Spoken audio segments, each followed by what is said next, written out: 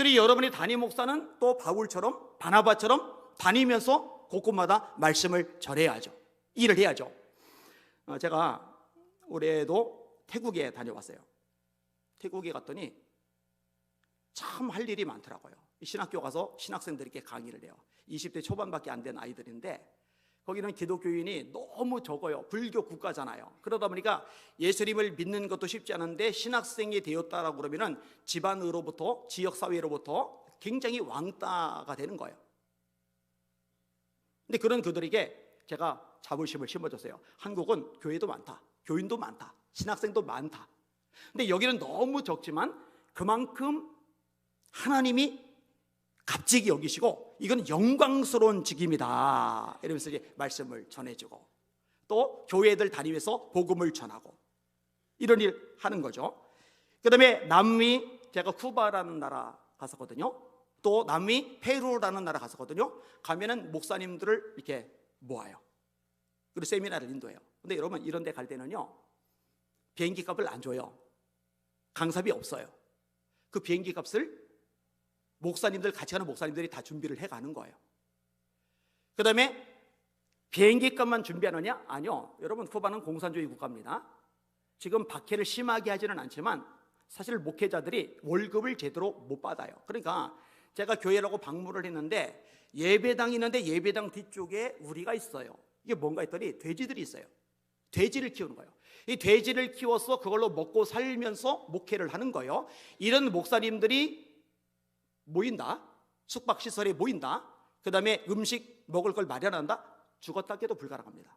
그럼 어떡하느냐? 5명의 목사님들이 같이 가는데 가시는 목사님들이 재정을 준비해 가지고 와서 그들이 먹고 마시고 숙박하고 이 모든 비용을 싹 대주면서 훈련시키는 거예요. 근데 이걸 해야 돼요. 왜 해야 되느냐? 해야지 말씀에 바로 설 수가 있기 때문입니다. 그러니까 아프리카 카메룬 쪽에서도 요청을 받았는데 못 가요. 왜 가야 되느냐? 목사님들이 성경에 서 있지를 못해요. 근데 교회는 막 일어나요. 성도들은 많아져요. 근데 자기 딸이 목사 딸인데 이슬람 교인에게 시집을 보낸다든지, 이번 주일은 비가 내리니까 말라리아 걸리지 않도록 주일 예배 오지 말라고 광고를 한다든지, 야곱도 아내가 넷이었으니까 목사도 아내를 넷 구해야 된다고 아내를 넷둔다든지, 그러니까 목회를 하기는 하고 목사직 하기를 하고 교인들도 점점 늘어나기는 하는데 성경 말씀으로 하질 않아요. 그러니까 목사님이 그런 얘기 하더라고요. 개별적으로 나가서 선교해서 한 사람 예수 믿게 하는 것 중요하지만 이보다 더 시급한 문제가 뭐냐? 그 현재는 목회자들 모아놓고 말씀으로 철저하게 무장시키는 작업이 필요하다. 이 일도 해 나가야 되겠죠. 이런 바울과 바나바가 선교하러 나가요. 그럼 안디옥 교회가 기도해주고 후원을 해요. 그 다음에 빌립보 교회가 기도해주고 후원을 해요. 이렇게 후원하고 지원해주는 빌립보 교회를 향해서 바울이 이렇게 말을 합니다. 빌립보 사람들아, 너희가 알거니와 복음의 시초에 내가 마게도냐를 떠날 때에 주고받는 내 일에 참여한 교회가 너희 외에 아무도 없었느니라. 데살로니가에 있을 때도 너희가 한 번뿐 아니라 2번이나 나 있을 것을 보내었도다. 내가 선물을 구함이 아니요 오직 너에게 유익하도록 풍성한 열매를 구함이라. 따라합시다. 너에게 유익하도록 풍성한 열매를 구함이라. 이거 무슨 얘기냐면요, 내가 아쉬워서 너희를 보고 내가 선교 다닐 때 후원하라고 말하는 게 아니야. 너희를 위해서 너에게 풍성한 열매가 맺어지기 위해서 내가 이야기를 하는 거야. 왜? 하나님의 말씀을 곳곳에 전하는데 협력하는 거거든요. 또 이렇게 말합니다. 에바브라, 내게는 모든 것이 있고 또 풍부한지라 에바브로 디도 편에 너희가 준 것을 받음으로 내가 풍족하니. 따라합시다. 이는 받으실 만한 향기로운 제물이요 하나님을 기쁘시게 한 것이라. 사람 눈치 안 보는 바울이지만 참 대담하다고 생각이 들어요. 이들이 헌금을 했단 말이에요. 에바브로 디도가 이 헌금을 받아가지고 바울에게 가져다 줬단 말이에요. 그들에게 편지를 쓰면서 너희들 나한테 보낸 이 사역을 위한 헌금은 말이다, 하나님이 받으실 만한 향기로운 제물이야. 제물이 뭐예요? 번제, 속제제, 속건제, 화목제, 소제, 그때 드려지는 그걸 제물이죠. 하나님의 제단 앞에 드려지는 제물 얼마나 대단하고 값진 겁니다. 값진 겁니까? 그런데 선교를 위해서 드린 그 헌금을 가리켜서 하나님께 드리는 향기로운 제물이야, 이렇게 이야기를 하는 거예요. 그러면서 그들을 복비로 줘요. 나의 하나님이 영광 가운데 그 풍성한 대로 너희 모든 쓸 것을 채우시리라. 총회장님을 만났는데 총회장님이 일본에를 같이 가재요. 일본에 같이 가자는 이유가 뭐냐, 350명 정도 선교사들이 모여서 선교사 대회를 연대요. 근데 강사가 3명이 필요해요.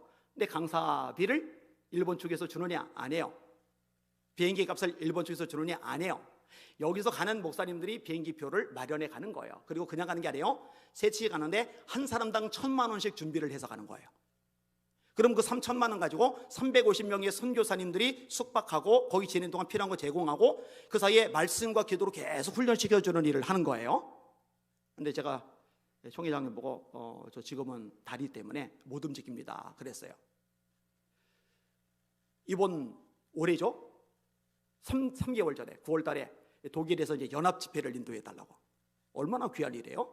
독일에 있는 교회들이 같이 모여서 집회를 열어요. 여기도 마찬가지예요. 강사비 없어요. 비행기 값 안 내줘요. 준비를 해서 가야 되는 거예요. 근데 아킬레스건 끊어지는 바람에 이것도 못 간다고 했어요. 그 다음에 내년 초에 코스타가 있어요. 유럽은 코스테라고 그러죠. 유럽에 있는 대학생들이 한 자리에 집결을 해요. 어마어마하게 모여. 프랑스에서도, 네덜란드에서도, 영국에서도, 독일에서도, 폴란드에서도 이 유학생들이 대규모로 모여서 집회를 하는데 저보고 주강사로 와서 말씀을 전해달라고. 이런 요청은요, 웬만큼 규모 있는 교회 목사님들이라면 다 원하는 그런 강사 요청이에요. 그만큼 값어치가 있어요. 근데 저는 너무 욕심나는 거예요. 이 젊은 유학생들 해외 유학까지 갔으니 어쨌든 대한민국이든 세계 각 지역이든 흩어져서 한몫들을 할 수 있는 가능성이 있는 애들이잖아요. 이 애들에게 말씀을 제대로 심어준다면 얼마나 가치 있는 일일까. 그래서 이제 마음이 앞서가지고 가겠다고 했는데 의사 선생님 얘기 들어보니까 비행기 타고 10몇 시간 갈 수 있는 상황은 또 아니에요. 그래서 죄송하다고, 다음에 요청하면 가겠다고. 그런데요, 여기도 주강사로 갈 때 비행기 값 안 나와요. 강사비 없어요. 준비해야 돼요. 그리고 비행기 값만 준비를 하느냐, 그 유학생들 모이는 그 필요 경비, 행사 경비도 준비를 해가야 돼요. 제가 이 얘기를 끄집어내는 이유가 있어요. 그동안에 제가 남미를 갈 때, 쿠바든 아니면 페루든 아니면 태국이든 이 나라를 갈 때 다른 목사님들은 다 교회 후원을 받아서 갔고 저는 제가 다 개인으로 갔어요. 그래서 저는 이걸 오히려 자랑스럽게 자부심을 가지고 생각을 했었는데 이거는 고쳐야 되겠다라고 판단을 했어요. 이거는 교회적으로 유익이 없구나. 교회가 한 마음이 돼서 함께 기도해주고 함께 지원해주고 이런 시스템으로 가는 것이 하나님을 기쁘시게 하는 것이고 하나님께 심어서 거둘 수 있는 것이고 하나님의 복을 받을 수 있는 길이고 아까 표현한 대로 하나님이 받으시는 향기로운 제물이 되는 겁니다. 질문할게요. 여러분들, 제가 전 세계 다니면서 코로나 이후로 또 다치고 나서 많이 지금 약해져 있는 상황이긴 하지만 그럼에도 불구하고 다시 하나님께서 길을 내주시면 전 세계 다니면서 교회를 살리고 목회자를 깨우고 영혼들 구원하는 역사를 이룰 텐데 전력을 다해서 지원하시고 기도하실 분들, 그런 마음이 있으신 분들, 그런 분들만 아멘. 그렇게 힘을 모아주시기를 주님의 이름으로 부탁을 드립니다.